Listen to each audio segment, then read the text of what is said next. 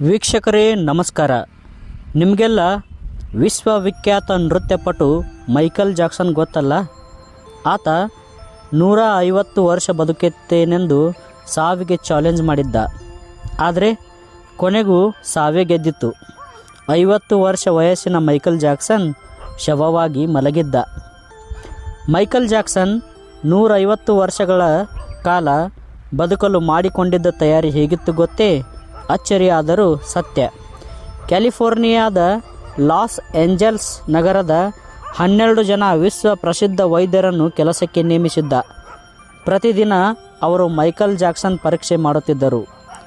Michael Jackson ಊಟ ಪ್ರತಿದಿನ ಲ್ಯಾಬೊರೇಟರಿಯಲ್ಲಿ ತಪಾಸಣೆಯಾದ ನಂತರ ಸೇವಿಸುತ್ತಿದ್ದ. 15 ಜನರನ್ನು ತನ್ನ ವ್ಯಾಯಾಮ ಮತ್ತು ಇತರ ದಿನನಿತ್ಯದ ಕೆಲಸಕ್ಕೆ ನೇಮಿಸಿದ್ದ. ಮಲಗುವ ಹಾಸಿಗೆಯಲ್ಲಿ ತಂತ್ರಜ್ಞಾನದ ಮೂಲಕ ಆಮ್ಲಜನಕ ನಿಯಂತ್ರಣದ ವ್ಯವಸ್ಥೆ ಮಾಡಿಕೊಂಡಿದ್ದ.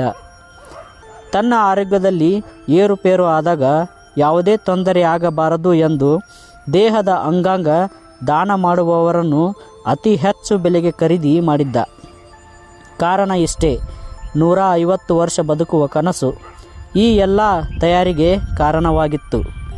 ಕಾಲದ ತೀರ್ಮಾನದ ಮುಂದೆ ಮೈಕಲ್ 150 ವರ್ಷ ಬದುಕುವ ಕನಸು ಕಮರಿತ್ತು.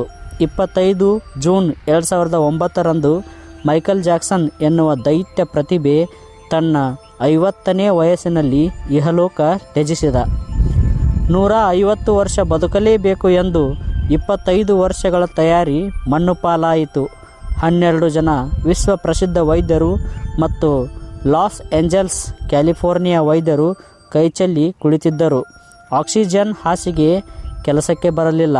ಲ್ಯಾಬೊರೇಟರಿಯಲ್ಲಿ ಪರೀಕ್ಷೆಯಾದ ಊಟ ಹಳಸಿತ್ತು. ಅಂಗಾಂಗ ದಾನ ಮಾಡುವವರು 15 ಜನ ಅಂಗರಕ್ಷಕರು ಮೈಕಲ್ ಹೆಣದ ಮುಂದೆ ಬದುಕಿ ರೋಧಿಸುತ್ತಿದ್ದರು. ಮೈಕಲ್ ಜಾಕ್ಸನ್ ಸಾಕಷ್ಟು ಬಡವರಿಗೆ ಸಹಾಯ ಹಸ್ತ ಚಾಚಿದ್ದ. ಆದರೂ ವಿಧಿಯಾಟದ ಮುಂದೆ ಪ್ರಾಣ ಉಳಿಸಿಕೊಳ್ಳಲು ಸಾಧ್ಯವಾಗಲಿಲ್ಲ. ಈ ಸತ್ಯ ಕಥೆಯ ಸಾರಾಂಶ ಇಷ್ಟೇ: ಹಣ, ಆಸ್ತಿ, ಅಂತಸ್ತು, ಅಹಂಕಾರ ಯಾವುದೂ ಶಾಶ್ವತವಲ್ಲ. ಮೈಕಲ್ ಸತ್ತಾಗ 2.5 ಮಿಲಿಯನ್ ಜನ ಲೈವ್ನಲ್ಲಿ ಶವ ಸಂಸ್ಕಾರ ಮಾಡುವುದನ್ನು ನೋಡಿದರಂತೆ. ಕಾರಣ ಆತನ ಸಾಧನೆ. ಆದರೆ ಸಾವು ಎನ್ನುವುದು ನಿಶ್ಚಿತ.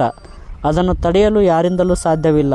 ಬದುಕಿದ್ದಾಗ ಹಸಿದವರಿಗೆ ಅನ್ನ ಹಾಕು, ನಿರ್ಗತಿಕರಿಗೆ ಕೈ ಹಿಡಿ, ನೊಂದವರ ಧ್ವನಿಯಾಗು, ಸ್ವಂತ ಶಕ್ತಿ ಮೇಲೆ ಸಾಧನೆ ಮಾಡಿ ಜಗತ್ತೇ ತಿರುಗಿ ನೋಡುವಂತೆ ಮಾಡು.